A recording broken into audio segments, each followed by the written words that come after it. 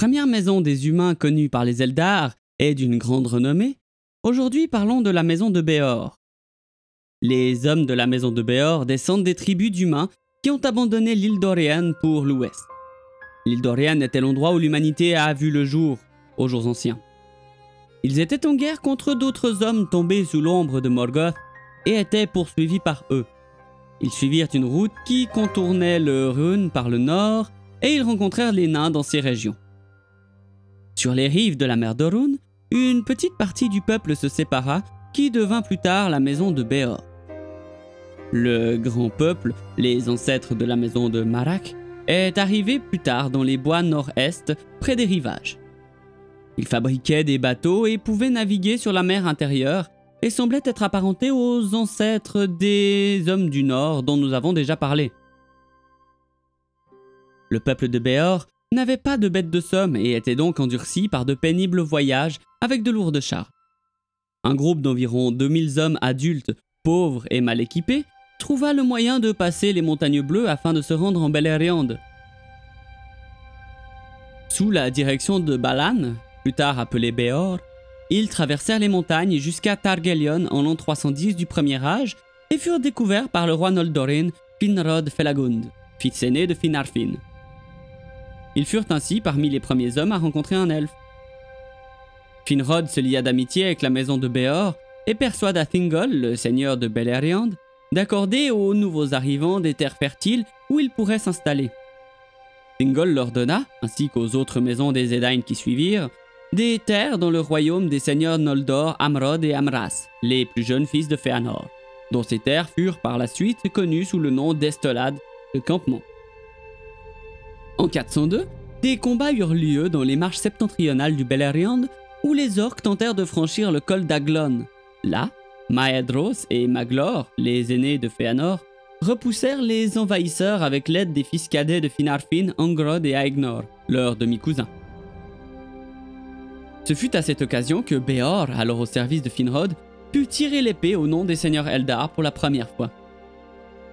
Sous le règne de Boromir, en tant que seigneur de la maison de Béor, arrière-petit-fils de Béor l'Ancien, les Béoriens se virent accorder Ladros et Dorthonion, gouvernés par les frères de Finrod, Angrod et Aegnor, comme un fief à part entière de la maison de Finarfin, qu'ils habitèrent jusqu'à la terrible Dagor Bragollach en 455. Lorsque Dorthonion et Ladros inclus furent balayés par l'offensive de Morgoth, le petit-fils de Boromir, Bregollas, le troisième seigneur de Ladros, fut tué, laissant la direction de la maison en ruine à son frère, Barahir. Vous avez peut-être déjà entendu ce nom. Barahir fit ce qu'il put pour assurer la survie de la maison, envoyant les femmes et les enfants en sécurité sous la direction de sa femme, Emeldir. Ils se rendirent dans la forêt de Brethil, où certains rejoignirent les Haladin, mais d'autres, dont Ryan et Morwen, continuèrent jusqu'à Dor-Lomin et rejoignirent le peuple de Galdor. Pendant ce temps, Barahir restait à Dorthonion avec son fils Beren, les fils de Bregollas, Baragund et Belegund, ainsi qu'une compagnie d'hommes dont le nom n'est pas connu. Pressée par Sauron depuis Taurin-Goroth, la compagnie fut finalement trahie par l'un des membres, Gorlim le Malheureux, révélant la cachette de Barahir à Tar Naelwyn. Toute la compagnie fut détruite sauf Beren qui était parti en éclaireur quand l'attaque a eu lieu. Néanmoins, à partir de ce moment, la maison de Béor cessa d'être une entité indépendante et son peuple, autrefois puissant, rejoignit les maisons des hommes survivants. Parlons un peu de l'apparence typique du peuple de Béor. Les Béoriens étaient connus pour leur apparence très proche de celle des Noldor. Ils avaient des cheveux foncés ou bruns et des yeux gris ou bruns, bien que certains d'entre eux aient les yeux clairs. Leur peau allait de clair jusqu'à basanée. La plupart d'entre eux étaient larges et de constitution plutôt trapue et forte. Les Béoriens, qui étaient aussi grands que ceux du peuple de Hador, étaient rares. Ils étaient avides, intelligents et apprenaient vite. Ils avaient les mains rusées et la mémoire longue. Ils étaient plus prompts à la pitié qu'au rire.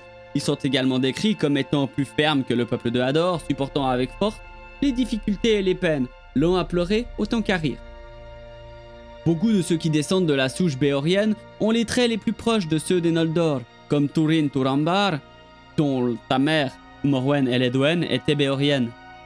Il fut pris pour l'un des Noldor à plusieurs reprises, ce qui lui inspira le nom d'Adan Edel, ce qui signifie homme-elfe.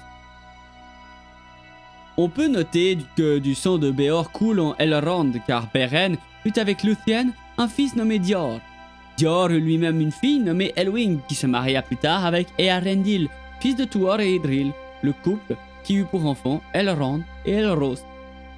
Il est notamment possible de prouver qu'Aragorn a aussi du sang de Béor, car il est issu d'une longue lignée qui remonte jusqu'à Elros, le premier roi de Númenor. Voilà pour ce court épisode sur la maison de Béor. Celle de Aleph et de Hador devrait arriver bientôt, quoiqu'on en sache déjà pas mal à travers mon épisode sur Túrin. Alors il ne me reste qu'à vous dire merci d'être toujours plus nombreux à me regarder et à partager mon travail. Grâce à votre soutien, je pourrais peut-être un jour avoir cette joie fantastique de compter les 10 000 abonnés. Vous imaginez 10 000 personnes, c'est immense. Pour moi, je pensais être tout seul à faire mes vidéos. Je pensais jamais qu'en lançant ma chaîne, j'arriverais à ça il y a plus de 5 ans. Alors merci à tout le monde, et n'oubliez pas de me retrouver en live sur Twitch si le gaming vous plaît.